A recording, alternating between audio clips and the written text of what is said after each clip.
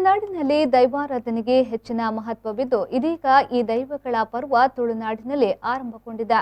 ಕೆಲವು ಕಡೆಗಳಲ್ಲಿ ದೊಡ್ಡ ಮಟ್ಟದಲ್ಲಿ ಈ ದೈವಾರಾಧನೆಗಳು ನಡೆದರೆ ಇನ್ನು ಕೆಲವು ಕಡೆಗಳಲ್ಲಿ ಕೊಂಚ ಕಡಿಮೆ ಮಟ್ಟದಲ್ಲಿ ನಡೆಯುತ್ತದೆ. ಇಂತಹುದೇ ಒಂದು ವಿಶೇಷ ರೀತಿಯ ದೈವಾರಾಧನೆಗೆ ದಕ್ಷಿಣ ಕನ್ನಡ ಜಿಲ್ಲೆಯ ಕಡಬ ತಾಲೂಕಿನ ಗ್ರಾಮವೊಂದು ಸಿದ್ಧಗೊಂಡಿದೆ. ಹೌದು, ಈ ರೀತಿಯ ವಿಶೇಷ ದೈವಾರಾಧನೆ ನಡೆಯಲಿರುವುದು ಬಿಜೆಪಿ ರಾಜ್ಯಾಧ್ಯಕ್ಷ ನಳಿನ್ ಕುಮಾರ್ ಕಟೀಲ್ ರವರ ತವರು ಮನೆಯಲ್ಲಿ. ದಕ್ಷಿಣ ಕನ್ನಡ ಜಿಲ್ಲೆಯ ಕಡಬ ತಾಲೂಕಿನ ಕುಂಜಾಡಿಯಲ್ಲಿರುವ ನಳಿನ್ ಕುಮಾರ್ ಕಟೀಲ್ರ ಈ ಕುಟುಂಬದಲ್ಲಿ ಹಲವಾರು ದೈವಗಳ ಆರಾಧನೆಯಿದೆ. ಸುಮಾರು 13ಕ್ಕೂ ಮಿಕ್ಕಿದ ದೈವಗಳ ಆರಾಧನೆಯಲ್ಲಿ ಈ ಕುಟುಂಬ ಮಾಡಿಕೊಂಡು ಬರ್ತಾ ಇದ್ದು, ಕಳೆದ 60 ವರ್ಷಗಳಿಂದ ಈ ಆಚರಣೆಯನ್ನು ನಿಲ್ಲಿಸಲಾಗಿತ್ತು.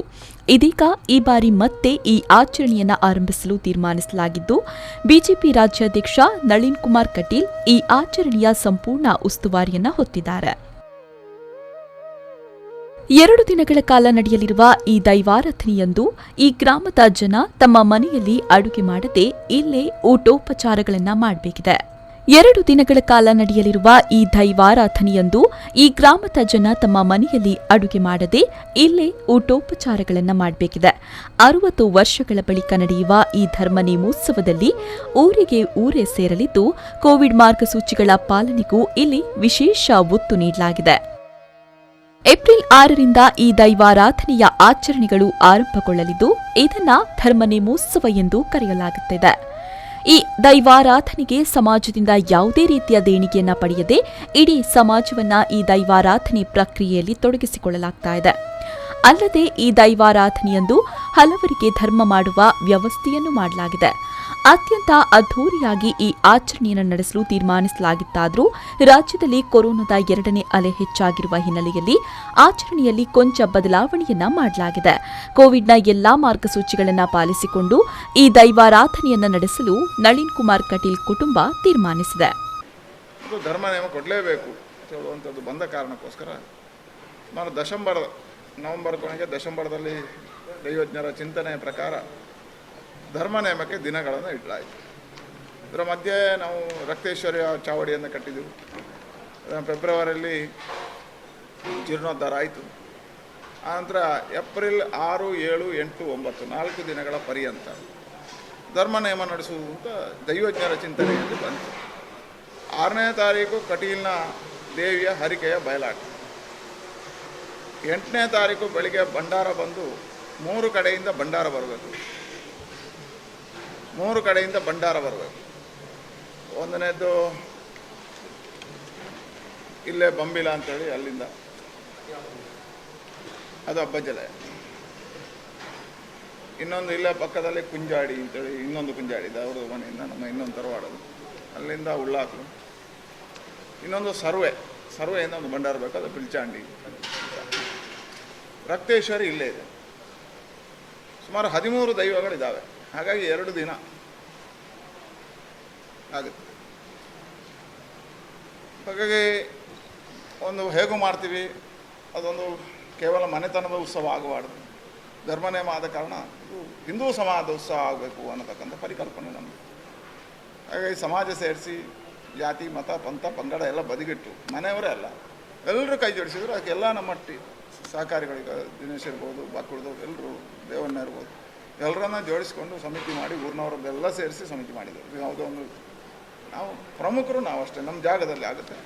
ಆದರೆ ಇಡೀ ಹಿಂದೂ ಸಮಾಜ ಒಂದಾಗಿರಬೇಕಿಲ್ಲಿ ಅನ್ನುವ ನಂಬಿಕೆಯಿಂದ ಇದನ್ನು ಮಾಡಬೇಕು ಅಂತಾಯಿತು.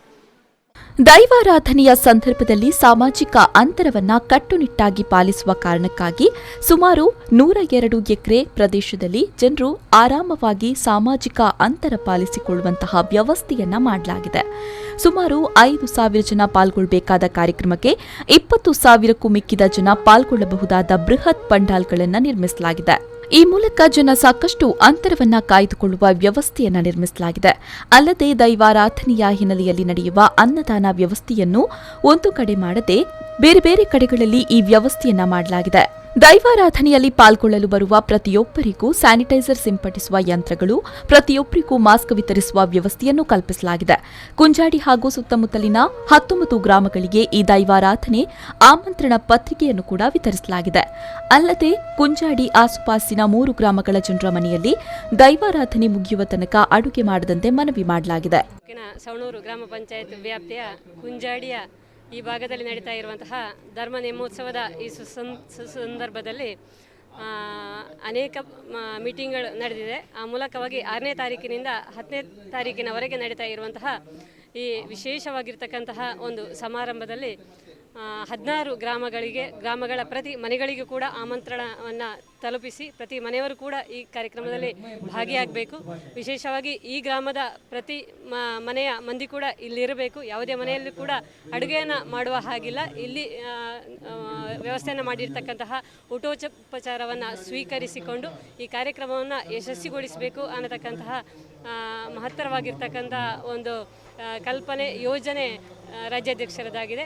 ಆ ನಿಟ್ಟಿನಲ್ಲಿ 16 ಗ್ರಾಮಗಳ ಮನೆಗಳಿಗೂ ಕೂಡ ಆಮಂತ್ರಣ ತಲುಪುವಂತಹ ಕೆಲಸ ಕಾರ್ಯಗಳು ನಡೆದಿದೆ. ಅದರ ಜೊತೆಗೆ ಸುಳ್ಯ ಮತ್ತು ಕಡಬ ತಾಲೂಕಿನಾದ್ಯಂತ ಆಮಂತ್ರಣ ಪತ್ರವನ್ನು ತಲುಪಿಸುವಂಥ ಕೆಲಸಗಳು ಆಗಿದೆ.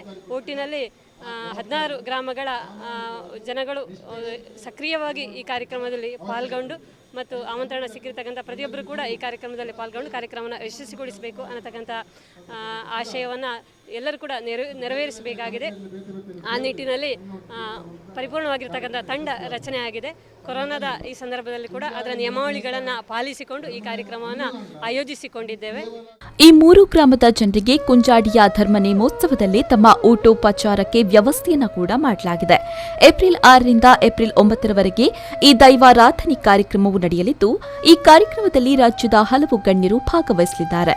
ಈ ಹಿನ್ನೆಲೆಯಲ್ಲಿ ಜಿಲ್ಲಾಡಳಿತವು ಕಾರ್ಯಕ್ರಮ ನಡೆಯುವ ಪ್ರದೇಶದಲ್ಲಿ ಸೂಕ್ತ ಬಂದೋಬಸ್ತ್ ವ್ಯವಸ್ಥೆಗಳನ್ನು ಕೂಡ ಮಾಡಿದೆ. ಅನೀಶ್ ಕುಮಾರ್, ವಿ4 ನ್ಯೂಸ್, ಪುತ್ತೂರು.